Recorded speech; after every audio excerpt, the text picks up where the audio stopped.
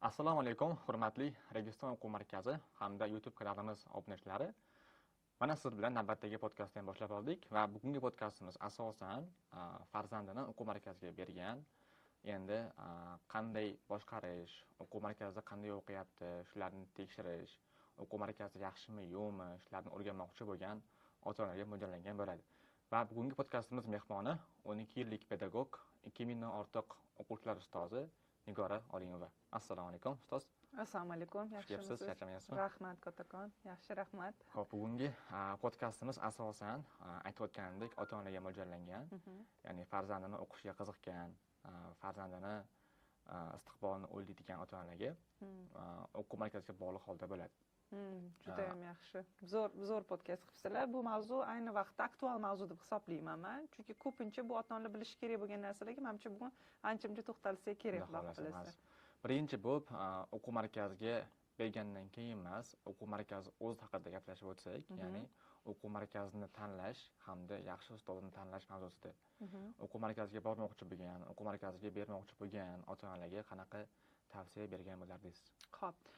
Hozir bilamiz, respublikada o'quv markazi juda ham ko'p, 100 dan ortiq o'quv markazlari biz ko'rib kelyapmiz va ularni tizimlari va boshqa vaziyatlaridan ham ancha-muncha xabardormiz.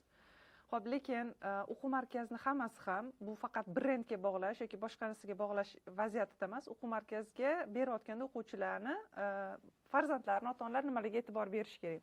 Birinchi e'tibor beradigan narsa bu review. Qanaqa vaziyatdagi review bo'lyapti bu? Albatta pozitiv berilgan reviewlar. Reviewlarni qayerdan olishimiz mumkin?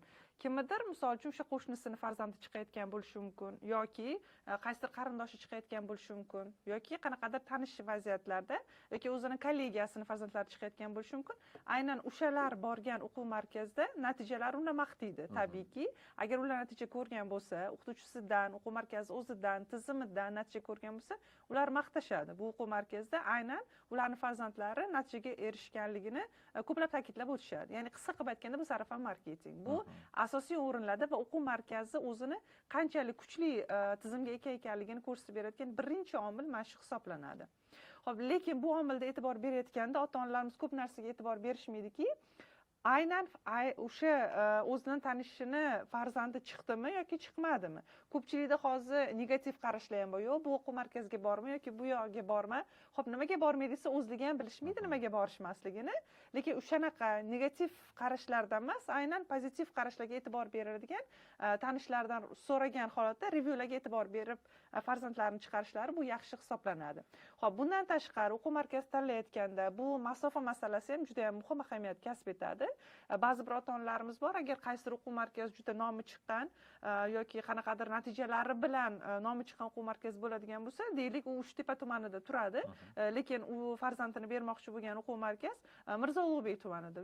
Masofa juda uzoq masofa hisoblanadi. Lekin bu ham energiyasini, ham vaqtini, ham misol uchun moddiy mablag'ini ancha-muncha yeb qo'yadigan vaziyatda. O'shaning uchun iloji boricha harakat qilishsin o'zligiga yaqin bo'lgan o'quv markazida. Chunki biz bilamizki, hozirgi kunda taniqli o'quv markazlari va o'zining reputatsiyasiga ega bo'lgan, natijani ko'rsatib berayotgan o'quv markazlarini Toshkent shahri miqyosida oladigan bo'lsak, hamma tumanda filiallari bor. Hamma tumanlarda filiali bor deymizki, va hamma filiallardagi hamma tumandagi filiallarning tizimi ham bir xil.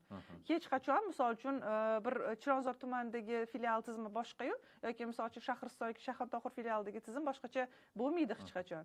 Siz qaysidir o'quv markaziga beryapsizmi? Uni demak e'tibor beryapsiz o'sha masofasiga va masofadan tashqari va tizimlilikka. Masofadan keling, o'sha sekingina o'taylik bu tizim vaziyatiga. Tizimi bilan ota-ona erinmasin, borsin, o'quv markaziga so'rasin, qanaqa shakldagi tizim. Plus bu yoqda hozir o'qituvchilarni ham qo'shib ketamiz.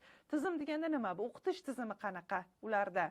Deylik, ingliz tiliga bermoqchi farzandini o'qituvchi bilan suhbatlashsin yoki o'sha menejerlar bor. Hozir o'quv markazida biz bilamiz, servis menejerlarimiz bor yoki sotuv menejerlarimiz bor. O'sha menejerlardan o'zi qiziqtirayotgan savollarga javob olish kerak. Tizimini qani, misol uchun aytayotgan bo'lsak, 5-sinf farzand yoki 6-sinf o'quvchisi. Biz demak o'sha o'quv markaziga beryapmiz farzandimizni ingliz tili bo'yicha. Siz bizga tizimingizni qani ko'rsatingchi, qancha vaqtda misol uchun tizimda o'quvchi tugatib chiqishi mumkin ingliz tilini. Endi ingliz tili o'zi tugamaydigan vaziyat, hamma hisoblaydi, как бы 1 yilda yoki 6 oyda, 1 yil, 2 yilda shug'ullanib bo'lib tugatsak bo'ladigan narsa. Yo'q, bu xato. O'shaning uchun bilish kerak, o'zi qiziqtirayotgan savollarni so'rab olish kerak bo'ladi. O'sha menejerlardan va o'qituvchilarimizdan, o'sha o'quv markazi o'qituvchilaridan. Shunday misol uchun holat bo'lishi mumkin. Ota-ona ingliz tilini bilmagan holatda tizimni qanday bilsa bo'ladi yaxshiligini. Odatiy holatda o'sha har doimgi savol, ingliz tilini qancha vaqtda o'qisa bo'ladi? Xo'p, o'zi ingliz tilini qancha vaqtda o'qisa bo'ladigan muddat, bu aniq bitta vaziyat bilan, bittagina javob bilan javob beradigan savol emas. Bu ko'plab kriteriyalar bor, o'zini talablari bor. O'quvchini birinchidan yoshiga bog'liq hisoblanadi, uni o'rganish uslubiga hisoblanadi. Misol uchun o'quvchini o'rganish uslubiga ham qarash kerak yoki uni xarakteriga bog'liq holat bo'layotgan bo'lishi mumkin. Agar yaxshi o'quv markazi tanlayotgan bo'lsa, o'quv markazi o'ziga borgandan birinchi kunning o'zidan ota-ona biladi. O'sha ota-ona ingliz tilini bilmagan taqdirda ham yaxshi menejer yoki yaxshi o'qituvchi uni qo'liga как бы xarita tuzadi, xarita beradi. Xaritada u ota-ona tushunishi mumkin bo'lgan har bitta detalga e'tiborli berilgan. U oddiy o'zbek tilida tushuntiriladi, ingliz tilida o'zi tushuntirilmaydi. Misol uchun deylik, oddiy demak ingliz tilini boshlanishi 0 dan hisoblagan taqdirda qancha vaqtda farzand tugatishi mumkin. U narsani aniq qilib, misol uchun 2 oyda bo'ldi farzandingiz tugatadi yoki 3 oyda tugatadi degan narsa bo'lmaydi. 2 ta dars, 3 ta dars farzand bilan shug'ullanish kerak bo'ladi o'sha o'qituvchi ham, o'sha o'quvchi bilan shug'ullanish kerak. Qani uni o'zi psixologik vaziyati qanaqa, ingliz tiliga qiziqishi qanaqa yoki oldin qanaqa vaziyatlarda o'rgangan ingliz tilini, o'rganganmi o'zi yo'qmi, hatto o'sha alfabetini biladimi yoki bilmaydimi, 4 ta, 5 ta, 10 ta, 100 tagacha so'z biladimi yo'qmi degan narsalarni uni podetayli tushuntirib beradi ota-onaga. U ingliz tilini ota-ona u yerda bilishi shart emas degan narsadan qochamiz, lekin bilgan endi ma'qul, lekin unda menejerlar 100% tushuntirib beradi. Mana o'zi savol berdingiz, yaxshi o'quv markazida qanaqa bilib olish mumkin? Menejerlarning suhbatlashish ohangidan ham bemalol bilib olish mumkin. Bu asosan bu karta. Deylik, o'sha 0 dan boshlagan taqdirda keyingi etapga qancha vaziyatda o'tadi va o'tgungacha nimalardan foydalanadi? Bu tizimlashtirilgan vaziyatida faqat oyga yoki vaqtga urg'u berishdan tashqari nima o'rganadi o'zi bola? Nimaga tayyorgarlik ko'radi? Misol uchun, deylik, IELTS imtihoniga tayyorgarlik ko'ryapti yoki milliy sertifikatga tayyorgarlik ko'ryapti. Bunda ayni o'sha sertifikatga yoki o'sha IELTS sertifikatga tayyorgarlik vaziyatida kerak bo'ladigan narsalar bormi? O'zi ota-onaga kelgan vaqtda bilmasa, o'sha men bilmayman. To'g'ri vaziyatda ota-ona so'rash kerak. Men bilmayman misol uchun ingliz tilini yoki IELTS nima, menga qisqacha ma'lumot bering. Qisqacha ma'lumotni beradi o'quv markazi. Qisqacha ma'lumotni bergandan keyin o'zini talab va takliflarini aytgan holatda birgalikda o'qituvchi bilan birga harakat qilib ketsa, bu ayni muddao bo'ladi. Zo'r. Kattaga rahmat sizga. Demak, aniq javob oldik. Qanaqasiga o'quv markazi tanlash va ustoz tanlash bo'yicha demak javob bo'lyaptiki, tizimni o'rganib chiqing. Tizim 100%lik tizim. Sizga chunki beriladigan, ota-onaga beriladigan xaritani ko'rish kerak. Tizimsiz shunday o'quv markaziga berish hech qanaqa samara bermaydi. U sizga misol uchun o'quv markazida hozir buni tan olish kerak. Misol uchun ko'p vaziyatlar bo'lib ketgan moliyaviy ehtiyojlar va moliyaviy vaziyatlar ko'pincha birinchi o'ringa qo'yiladi-da. Agar haqiqiy o'quv markazi va natijaga asoslangan o'quv markazi bo'ladigan bo'lsa, moliyaviy vaziyat birinchi o'ringa qo'yilmaydi. Har doim demak qo'lga xarita berilayotgan vaqtda nima bilan ishlaysiz o'quvchida? Misol uchun aytadigan bo'lsak, faqat o'sha fanni o'zi yoki tilni o'zi emas, o'sha tilni o'rganishga kerak bo'ladigan skilllar, ya'ni tilni o'rganishga kerak bo'ladigan faoliyat turlari ham bor. Misol uchun deymiz, misol uchun o'quvchiga beginner tugatishing kerak yoki misol uchun mana bugun prezent continuous o'tgan yoki biologiya, misol uchun biologiyani o'rganayotgan o'quvchisi yoki zoologiya o'rganayotgan o'quvchisi bo'ladigan bo'lsa, bugun qaysidir misol uchun ko'p yillik, 1 yillik o'simliklar yo'q, uni qanaqa o'rganish uslublari bor misol uchun. Kitobni qanaqa o'qitish uslubi bor. Ya'ni yaxshi o'quv markaz o'shani darsga qanaqa tayyorgarlik ko'rish kerak, tilni qanaqa o'rganish kerak bo'lgan uslubni ham darsni o'zida bir vaqtda berib o'tadi. Shu narsalar ham demak ahamiyatga olish kerak hisoblanadi. Plus o'qituvchining albatta tajribasi. O'qituvchilarni tajribasiga ham ahamiyatli bo'lish kerak. Ota-ona markaz topdi, yaxshi o'qituvchi ham topdi. Bildiki, haqiqatdan o'qituvchisi tajribali ekan, markaz ham nomi chiqqan markaz, tizim yaxshi ekan. Endi savol quyidagicha. Demak, ustoz yaxshi bo'lsa, bo'ldi, endi natija beradi deganimi?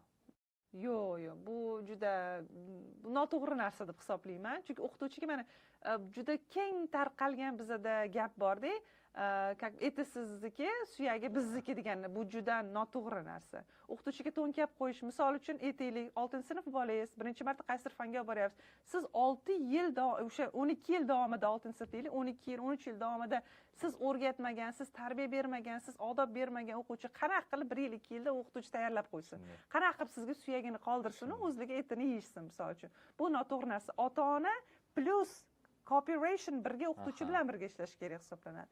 Qanaqadir vazifa beryaptimi, o'qituvchi bilan kelishsin. Hozir bu texnologiya demak asr bo'lyapti. Bilasiz, yaxshi o'quv markazida o'zini tizimi bor. Ota-ona platformasi bor, ota-onaga yetkaziladi, qanaqa mavzular o'tilyapti yoki o'sha Telegram deylik, Instagram deylik, qanaqadir ota-onalar bilan birga o'qituvchilar gruppalar ochishadi. O'sha gruppalarga yozishadi. Bugun deylik, qaysidir kimyodan biz qanaqadir o'sha massani topish formulasini o'rgandik. Shu massani topish formulasi qanaqadir qisqacha ma'lumot berib qo'ysa, ota-ona farzandi bilan bir kunda 20 daqiqa ajratsa ham yetadi. Lekin har kuni ajratish kerak vaqt. Deylik 24 soatda 20 daqiqa bu hech qanaqa ko'p vaqt emas. Va o'qituvchiga shunchaki tashlab qo'yish ham bu noto'g'ri hisoblanadi. Birgalikda ishlagan zo'r. Chunki o'zi uchun mana treугольник yasab olish kerak-da, o'qituvchi plus o'quv markazi o'zi, tizimlashtirilgan vaziyatda menejerlari va ota-ona. Agar uchalovligi birga hamkorlikda ishlaydigan bo'lsa, o'quvchidan aniq natija chiqadi. Zo'r. Demak, o'qish bergandan keyin ham ota-ona kuniga eng kamida 20 minut birga ishlasa, ishlash shart. Bu must. Bu ishlash kerak bo'lgan vaziyat. Bu tashlab qo'yish kerak emas hech qachon. Zo'r. Hozirgi kunda ko'pchilik biron bir fanni yoki tillarni asosan aytganingizdek IELTS yoki SAFER yoki o'sha o'zimizning milliy sertifikatlarga olish uchun o'qiyapti. Ya'ni maqsad shuni olish. Balkim til o'rganish emas. Yoki mana shu fanni bilsam degan emasda, shuni olsam, institutga kirsam. Bu qanchalik to'g'ri yoki to'g'ri bo'lsa, qanchalik buni ijobiy hamda salbiy tomonlari bor deb o'ylaysiz? Xo'p, bu faqat natijaga asoslangan. Bu faqat natijaga asoslangan deya olmaymiz. Bunga qanaqa lug'at topsam ekan bu yerda? Faqat natijaga e'tibor berish asoslangan demaymiz. Faqat natijaga e'tibor berish bu bitta qilib etishi mumkin, odamni baxtsiz qilib qo'yadi faqat. Bu degani, bu maqsadim bo'ldi faqat 1 yil ichida o'sha IELTSdan 7 olish yoki maqsadim milliy sertifikat, qaysidir geografiya bo'lsin, tarix bo'lsin yoki matematika bo'lsin, shu 1 yil ichida nimadir shug'ullar olish. Bu degani, misol uchun aytaylik, ingliz tili miqyosida o'zim ingliz tili o'qituvchi bo'lganligim uchun ingliz tili miqyosida aytaylik, 7 oldi deylik, o'sha o'quvchi 7 olib bo'lgandan keyin 1 yil, 2 yilda maqsadiga erishdi. Undan keyin уже bo'ldi, ingliz tilini o'rganishni xohlamaydi. Bu ingliz tili faqat IELTSdan yoki faqat milliy sertifikatdan iborat degani emas. Bitta narsani tushunib olish kerak ota-onalar. Til bu muloqot vositasi. Til bu fan emas. Hozir ko'pchilik xato qilishyapti. Mana o'rgatayotgan yoki ota-onalar tushunchasi bo'yicha o'sha tilni faqat fan qilib o'qitishadi. Majburan. Olishing kerak, shu 7 dan olishing kerak, 7,5 erishing. Xo'p, erishmasa nima bo'libdi? Hech qanaqa bu bunaqa tragediyali narsa emas. Kerakli bu universitetga deylik, misol uchun Jahon tillari universitetiga deylik. 5,5 ball natija yetadi. U 7 olishi shart emas bolani. E'tibor bersin, o'sha 5,5 gacha bu natija hech narsani hal qilmaydi. 5,5 gacha bo'lgan tilni qanchalik o'rgandi u. Ertaga mutaxassisligi nima uni? O'qituvchilik deylik, Jahon tillariga topshirayotganda, misol uchun xorijiy til va adabiyot fakultetiga topshiradigan bo'lsa, asosan bu yerda kasbi pedagog bo'lib chiqadi. Pedagog bo'lib chiqqandan keyin u nimani o'rgatadi bolalarga? O'sha o'quvchi deylik, 7 olgan o'quvchi, o'zi stromda u o'rganib kelgan 7 gacha, faqat natijasiga qiziqqan, 7 olishga qiziqqan, proses esdan chiqib ketib qolgan. Ya'ni o'qituvchilarning metodikasini o'g'irlamagan, qanaqa o'rgatyapti u, men o'zim tushunyapmanmi degan narsa bo'lmagan, как bir robot bo'lib faqat o'qiganda, faqat 7 ni o'zini, chunki hozirgi kunda bilasiz, 7 ni o'zini 7 olishda o'zini strategiyalar, o'zini qolipi bor o'zi. Mana shuni qilsang bo'ldi 7 olasan, buni qilsang buni 7 olasan. Lekin uni ichidagi zavq qani? Uni ichidagi misol uchun tilni o'rganishdagi ahamiyat qani uni? Lekin har qanaqa boshqa fanlarda milliy sertifikat deylik, uni o'rganishi qani? Biologiyani deylik. O'zi hayotimiz biologiyadan iborat emasmi o'zi? Yoki hayotimiz geografiya, tarixdan iborat emasmi? Faqat milliy sertifikat savoliga javob berish uchun o'rganish bu juda katta noto'g'ri narsa. Juda ham noto'g'ri narsa. O'shaning uchun protsesga e'tibor bersin ota-onalar. O'sha o'qituvchilar bilan suhbatlashganda ham proses qanaqa bo'ladi? O'zi nimalarni o'rgatasiz bolaga? Qanaqa vaziyatlarda bo'ladi? U suhbat bo'ladimi o'qituvchi o'rtasida degan narsalarga ahamiyat berish kerak. Ya'ni ota-onalarga tavsiyam, qanaqadir o'sha bolani majburlab yuqori natija olasan degan narsani esdan chiqarib, faqat u mazza qilib o'rganishga sharoit yaratib bersa, bu juda ham yaxshi xuddi bo'ladi. shunday muammo hozir ko'p bo'lyapti ota orasida, ya'ni farzandim 7+ olish kerak degan tushunchani o'ziga ham olyapti hamda farzandiga ham bosim qo'yapti. Shunaqa. Shuncha o'qiyapsan, 7+ olishing kerak, 8 olishing kerak. O'zi bilmaydi ingliz tili qanaqa, IELTS nimaligini, lekin 7+ olishing kerak. O'zi haqiqatdan kirmoqchi bo'lgan joy O'zbekiston kirmoqchi, 5,5 yetadi. Lekin mana 2 yil o'qib 7 olish kerak. Bu narsa juda ham katta bosim bo'lyapti. Juda ham. Farzandlarga, uni psixologiyasiga, kelajakdagi nima deydi, ishlariga. Shuni qanday qilib biz yengsak bo'ladi aslida buni o'zi farzandiga demak 5,5 kerak bo'lsa ham o'shanga o'qisin 5,5 uchun 7 ga emas yoki ota-onalarga bir tavsiya berasizmi o'sha 5,5 o'zi ham yaxshi ball to'g'risidagi haqida? 5,5 men bu ancha-muncha eshitdi yana bu. Misol uchun ota-ona siz o'zingiz aytdingiz, ota-ona ingliz tilini bilmagan holatda farzandini o'zidan talab qilyapti. Bu 5,5 uchun ham ancha vaqt talab qiladi bu narsa. 5,5 olish o'zi ham o'sha kirgungacha, imtihonga kirguncha bo'lgan jarayonni o'zi ham bu katta narsa-da. O'shaning uchun shart emas 7. Boya aytganimdek hard work, to'g'ri, hard work qilish kerak, lekin work fun work ham bo'lishi kerak, ya'ni quvnoq shaklda. Ya'ni o'sha fanni mazza qilib o'qiydigan shaklda. Chunki hech qaysi ota-ona xohlamaydi ertaga farzandi qanaqadir baxtsiz yoki qanaqadir qayg'uda yoki aytaylik farzand tayyorlanyapti o'sha IELTSga yoki milliy sertifikat tayyorlan 7 ololmay qolsa u qancha tushkunlikka tushadi. Yaqinda misol uchun o'zimizni qarindoshimizda ham xuddi shunaqa vaziyat bo'ldi. Ota-ona nagruzka qilyapti, 7 olishing kerak. Nimaga 7 olmaysan? Ana misol uchun Botirjon 7 oldi-ku, senga nima qilgan? Misol uchun 7 ololmaysan. Shu xo'p, Botirjon uni talanti boshqa, u talanti tilda bo'lishi mumkin. Uni talanti faqat shu tilni qanaqadir vaziyatda o'rgangan bo'lishi mumkin. Uni oilasidagi muhit boshqacha bo'lishi mumkin. Ota-ona u boshqani anaqa taqqoslab aytishgandan oldin o'zini ham bir isloh qilib ko'rish kerak-da. Xo'p, uni ota-onasi balkim o'sha bolani qanaqadir boshqacha tarbiya bilan tilga qiziqtirib berayotgandir. Faqat bolani o'zida emasdir 7 olishigacha, 7 ololmasligiga sabab bo'lgan. Balkim ota-onada ham ayb bordir bu yoqda degan narsa. Ya'ni taqqoslab qanaqadir 7 olmasang bo'lmaydi, faqat 7 olish kerak degan narsa yo'q. Unaqa narsa esdan chiqarish kerak. O'zini etapi bor. 5,5 olsin, mazza qilib, yaxshi, hech qanaqa stresssiz, yig'lamasdan, isterika qilmasdan, baqir-chaqirsiz 5,5 olsin, universitetga kirsin, bakalavr 4 yili bor. 7 olib bakalavrga kirgan bola o'sha 4 yil keyin anaqani o'qishni xohlamaydi. O'sha unda ko'p negativ anaqalar paydo bo'ladi-da, kibr birinchidan. Mana men 7 olib qo'yganman, men 4 yil nima qilib beradi menga o'qishing degan narsa. Shu narsani ham hisobga olish kerak. O'shaning uchun 5,5 mayli olsin, 6 olsin, 7 chiqsa bu zo'r. Haqiqatda yaxshi, bu yaxshi natija har doim yaxshi bo'lgan. Lekin sizni ololmadi farzandingiz degani bu yomon narsa emas. Katastrofa emas bu narsa. Olsin, 4 yil universitetda vaqti bor. Magistraturaga kirmoqchi bo'lsa, magistratурagacha 4 yil davomida yana shug'ullanib, 2 yil 3 yil shug'ullanib, yana o'sha C1 darajaga, ya'ni 7 ga bemalol chiqarib olish mumkin. Faqat sekin-sekin hamma narsani stressiz. Misol bitta ota-ona o'zida o'ylasin, qanaqadir bitta ishda ishlayapti. Ishda ishlayotganda boshlig'i nimadir talab qilaversin-da ulardan. Misol uchun o'zi aslida fan o'qituvchilik, mana ko'pchilik nimaga jalba qiladi-da, o'qituvchilik misolida qilayotgan bo'lsam, o'qituvchi dars o'tish kerak o'zi aslida. Lekin bizdan talab qilinadigan narsa nima?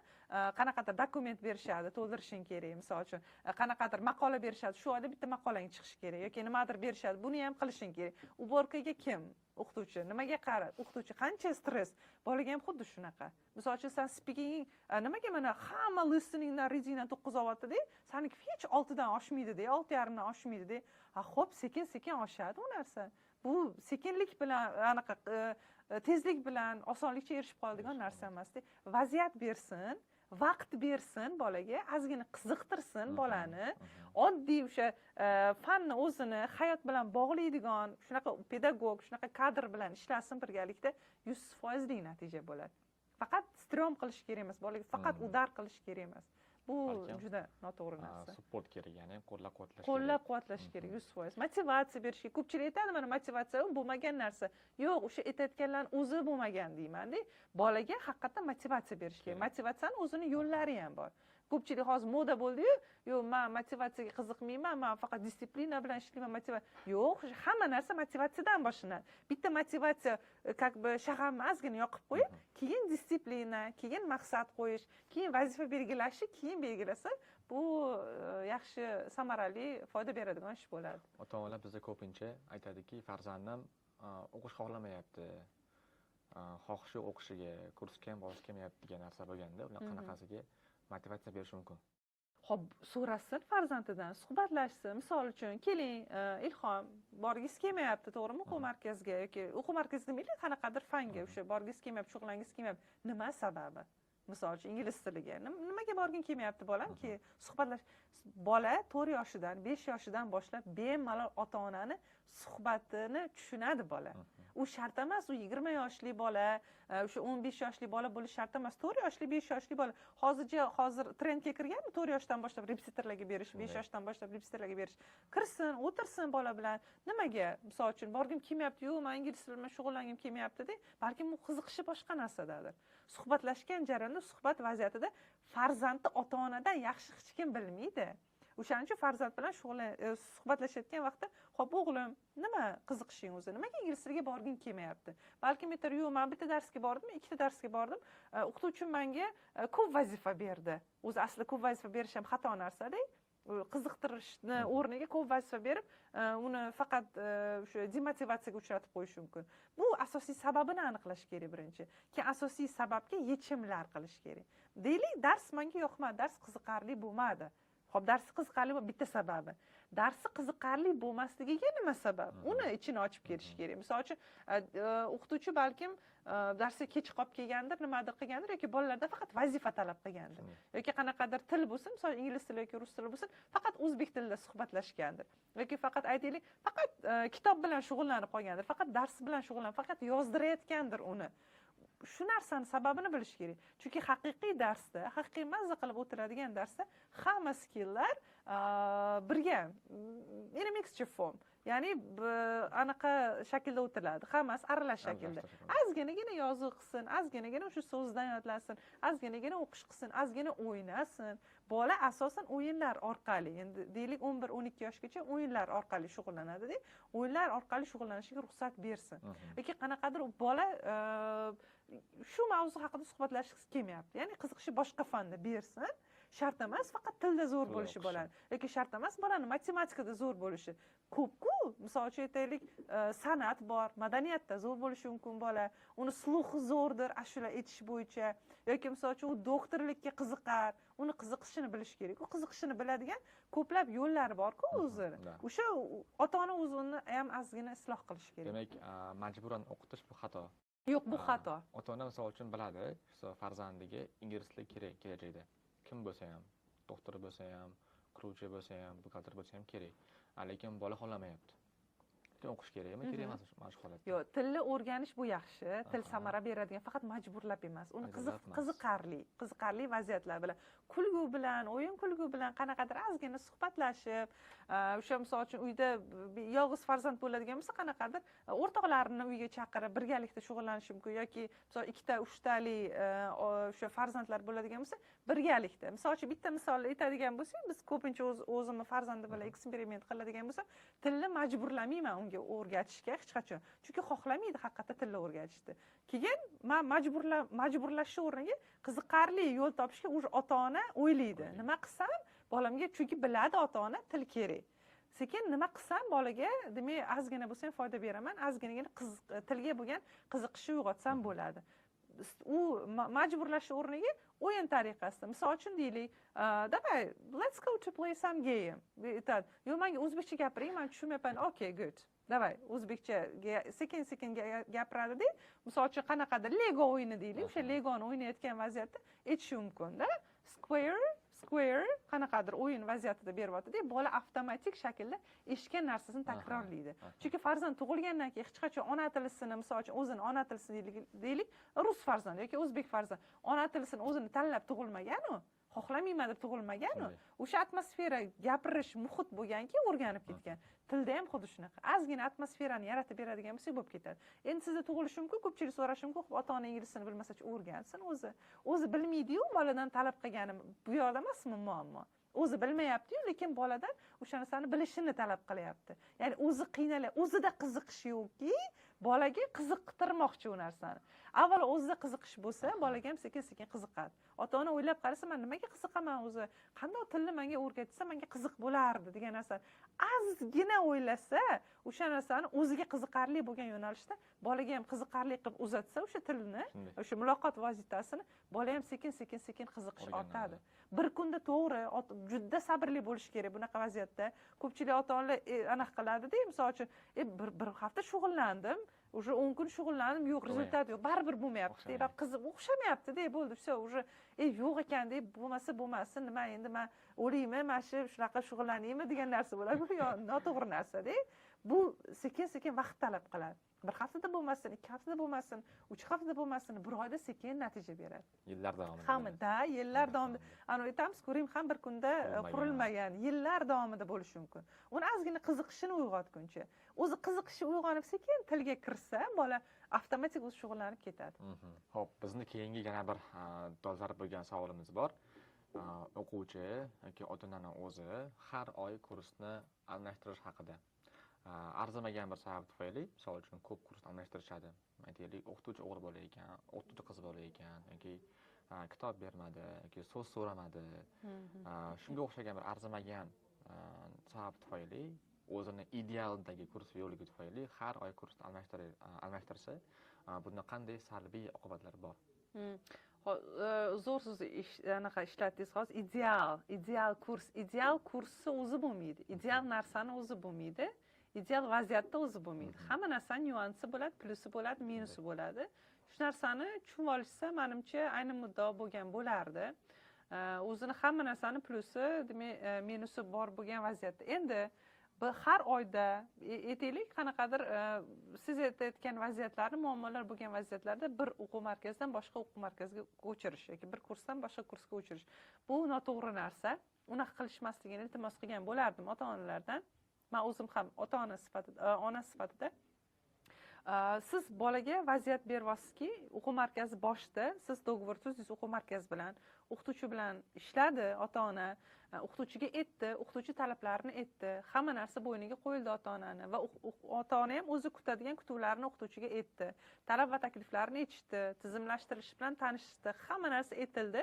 3 oy, 4 oy, 5 oy vaqt ketishi mumkin. Farzandingizni o'qitamiz, qanaqadir qiziqishlarni hisobga olamiz.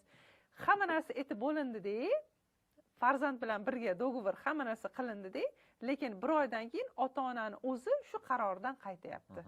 Ota-onani o'zi qilgan qaroridan o'rnak bo'lish o'rniga farzandiga shu qarordan sekingina qaytyapti. Yo'q, men bir oy oldin to'g'ri qaror qilgandim, seni shu o'quv markazida o'qitmoqchi edim, lekin yo'q, menga nimasidir yoqmadi, senda rezultat bo'lmadi-da.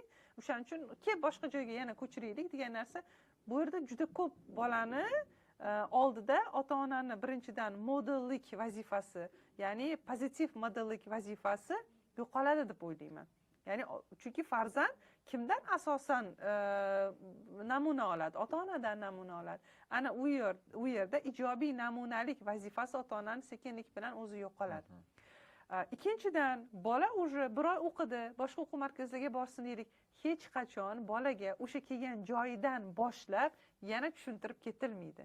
O'sha farzand, o'quvchi o'rgangan bir oylik materialni boshqa o'quv markaziga borda yana o'rganadi. Qayta o'qiydi. Yana o'sha narsani qayta o'qiydi. Bu ikkinchi vaziyatimi?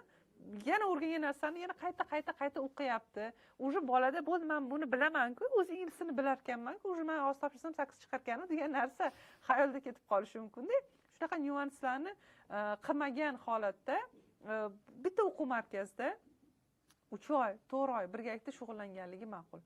Bu yerda siz agar sizda qanaqadir pretenziya bormi ota-onada, sekin o'qituvchi bilan gaplashish kerak. Qanaqa muammo, farzandimda qanaqa vaziyatlar bo'lyapti, nima tarafi kuchli? Bolani kuchsiz tarafidan ko'ra, zaif tarafidan ko'ra kuchli tarafiga urg'u bergan yaxshiroq.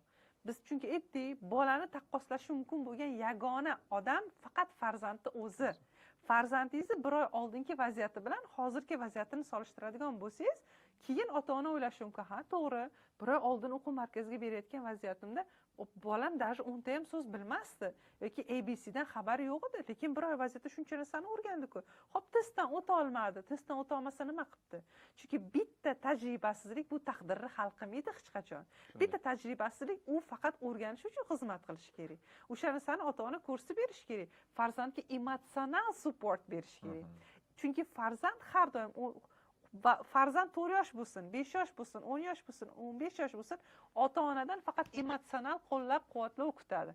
U siz ta'minlab berayotgan moliyaviy mablag', siz ta'minlab berayotgan qanaqadir sharoitlar emas, sizni qo'llab-quvvatlash, ota-onaning emotsional supporti bola uchun juda muhim hisoblanadi. Farzand bilan suhbat davomida aytish kerak: farzandim, bolam, o'g'lim, qizim, bir oy bording, qanaqadir testing yomon chiqibdi deydi, 100 balldan 50 ball oldi, 100 balldan 60 ball oldi. Xo'p, keyingi safar yana harakat qilish kerak. Keyingi safar, demak, senga yana bir marta imkoniyat beraman, yana yuqoriroq olishingga. To'g'ri, bu yomon natija emas. Chunki o'shani agar bir oy davomida o'quv markaziga bormagan, o'sha 50% ham ola olmasligi ham mumkin edi-ku. Lekin o'sha 50% o'zlashtirdi-ku. Ko'pchilik hozir ota-onalar noroziligi ham bildirishi mumkin. Bu 50% ham natijami? Yarmini ham o'rgangan-ku. Lekin endi kirdi-ku tilga. Endi shug'ullanyapti-ku farzand. Endi shug'ullangan vaziyatda ozginagina vaqt bering bolaga. Sekin o'zini topib olguncha, tilga ozgina qiziqishi uyg'onguncha, ya'ni o'zini sevimli mashg'uloti qilmaguncha tilni yoki aytaylik har qanaqa fanni ozginagina vaziyat bering. Bola qiziqish uyg'ongandan keyin o'ziga ishonchi, siz emotsional support berganda bola o'ziga uverniy bo'ladi, o'ziga ishonadi.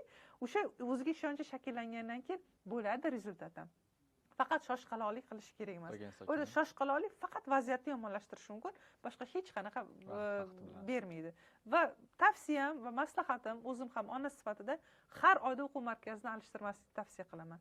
Kuting, vaziyatni biling, pedagog bilan shug'ullaning va farzandingizni oldingi, misol uchun aytaylik, farzandingiz o'sha Botirjon bo'lyapti. Oldingi Botirjon bilan hozirgi Botirjonni solishtiring. Oldingi Sabina bilan hozirgi Sabinani solishtiring. Shunaqa vaziyatda siz bilasiz, bolani plus taraflariga urg'u berish kerakligini. Ko'proq ijobiy tarafga. Faqat bolani ijobiy tarafga. Uni chunki qiziqishi sekin-sekin oshadi. Ijobiy tomonga urg'u bergan sari.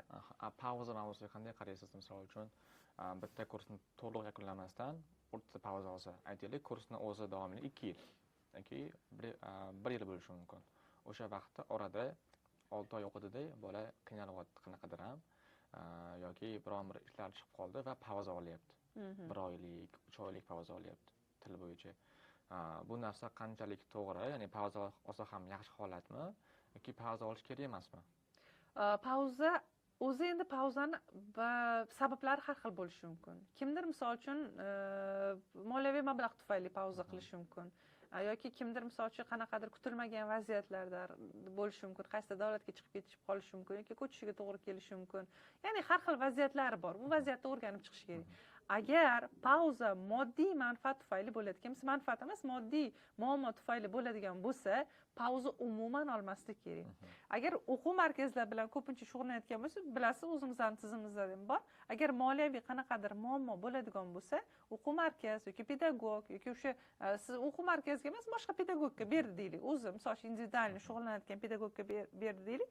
Qanaqadir nasiya variantlari ham bor. O'sha nasiya variantlaridan foydalangan holatda ham hech qanaqa pauzasiz farzandni har doim o'qishiga e'tibor qaratish kerak deb hisoblayman. Chunki til o'rganishda albatta ta'lim birinchi o'rin. Til o'rganishda ayniqsa bir haftalik, bir oyni u yoqda qo'yaylik, bir haftalik pauza ham ancha minusga sabab bo'ladi. Bir oygina gapirmay, aytaylik, o'zimizni misol uchun ona tilini o'zini yoki o'zbek tilini o'zini bir hafta gapirmay qo'yaylikchi, nima bo'ladi? Sekin o'zi nuqsonlar, nutqingizda nuqsonlar kelib chiqadi, qanaqadir qaysi so'zdan, talaffuzingizda muammolar kelib chiqishadi. O'qiyotganda o'sha o'zbekcha matnlarni o'qiyotgan vaziyatingizda qanaqadir miyaga kirmaydigan vaziyatlar bo'lib chiqadi. Sizga boshqa xorijiy tilni endi tasavvur qiling, qanaqa bo'lishi mumkin. O'ylaylik, o'zimiz ona tilida shunaqa muammo bo'lyaptiki, umuman bizga begona bo'lgan, tizimi boshqacha bo'lgan, strukturasi boshqacha bo'lgan, boshqa xorijiy tilni o'rganayotganda pauza qilish qancha muammolarga olib kelishi mumkin. Yana keyin qaytadan farzand shug'ullanish kerak, yana o'sha stress, yana o'sha vaziyat, yana o'sha mavzu, yana o'sha misol uchun qarashlar, yana o'sha nagruzka bo'lishi mumkin. Bu faqat minusga xizmat qiladi. pauza qilishga tavsiya qilmayman. To'g'ri, ota-onalar aytishi mumkin, yo'q, pauza qilish kerak bolaga. Bola qanaqadir bilim jarayonida charchaydi. Agar pauzani qanaqa 2 oy o'qib, 1 oy pauza, 2 oy o'qib, 1 oy pauza, bu noto'g'ri narsa. Kam-kamdan, sekin-sekinlik bilan, deylik 6 oy, 7 oy, 8 oy o'qidi. Endi ota-ona bilan birga farzand dam olmoqchi. Yozda deylik, yozda endi dam olish kerak. Yozda qanaqadir vaziyat dam olmoqchi. 1 oyga qayergadir dam olishga ketdi, 1 hafta ketdi. Unda okey, unda yaxshi. 3 oyga emas. Yo'q, lekin 3 oyga emas. Chunki 3 oyga hech kim menimcha 3 oyga borib qayergadir maza qilib dam olib kelmaydi. Orada baribir o'qishi, boshqa narsasi bo'ladi. Yozda 1 oyga yaxshi dam olish bilan, ya'ni miyani chalg'itib, qanaqadir o'sha interaktiv vaziyatlar bilan ozginagina sekingina chalg'itib bolani yana qo'shimcha energiya, yana qo'shimcha kuch olib olish uchun yetadi yozdagi 1 oy. Chunki eng rivojlangan davlatlarda ham ko'p kuzatamiz 1 oy. 1 oyda kanikul berishadi, o'zini holiday. O'sha kanikul davomida bola ya'ni dam oladida, keyin o'qishga sho'ng'ib ketadi. Lekin o'sha bola farzand ham qachonki o'sha 8 oy, 7 oy shug'ullangandan keyin 2 oy o'qib, yana dam, 2 oy o'qib, yana dam emas. Zo'r. Shunaqa. Juda ham bir yaxshi tavsiyalar hamda keyslar bor ustoz. Hozirgi savolim berish ham biroz noqulay bo'lyapti, chunki podkastimiz o'zida oxirlab qoldi. Shungacha juda ham yaxshi tavsiyalar berib o'tdingiz. Ota-onalarga juda ham yaxshi keyslar bo'ldi. Hozirgi savolim o'zi o'sha nima deydi, tavsiya haqida edi aslida. Ya'ni ota-onalarga eng o'qish bo'yicha beradigan 3 ta top tavsiyangiz desam, hozir aytilmagan nima deydi, cherry of the cake deydi-ku, tortisidagi eng shirin bo'lgan joydan bir 3 ta eng muhim tavsiyangiz aytib o'tsangiz, ota-onalarga biz xursand bo'lardik. Ona sifatida nimani tavsiya qilish mumkin? Birinchi o'rinda o'zi model bo'lishini. Ota-ona o'zi model bo'lishini. Siz qachonki shu narsani qilyapman degan, chunki bola sizdan nusxa oladi, sizdan andaza oladi. Birinchi o'rinda bu model bo'lishi. Ikkinchi o'rinda emotsional support berish farzandga va uchinchi o'rinda ta'limi uchun investitsiyani ayamaslik. Shu 3 ta menimcha tavsiya hisoblayman yaxshi. O'zi nusxa bo'lishi. Nuqsa. Namuna. Demak, birinchisi bo'lyapti o'zi ota-onani o'zi namuna bo'lishi. Ikkinchisi qo'llab-quvvatlash, har doim emotsional qo'llab-quvvatlash. Faqat moddiyat emas, emotsional qo'llab-quvvatlash. Uchinchisi bo'lyapti investitsiya qilish. Investitsiya, ta'limiga investitsiya. Zo'r ustoz. Katta rahmat sizga. Bugungi podkastimiz juda ham tavsiyaga boy bo'ldi. O'ylaymanki, bugungi podkastni ko'rgan ota-onalar, balkim o'quvchilar ham o'zi kerak bo'lgan ma'lumotlarni olib, o'qishda bundan foyda qiladi deb o'ylayman. Katta rahmat sizga. Rahmat kattakon, sizga ham takliflar uchun sog' bo'ling. Rahmat.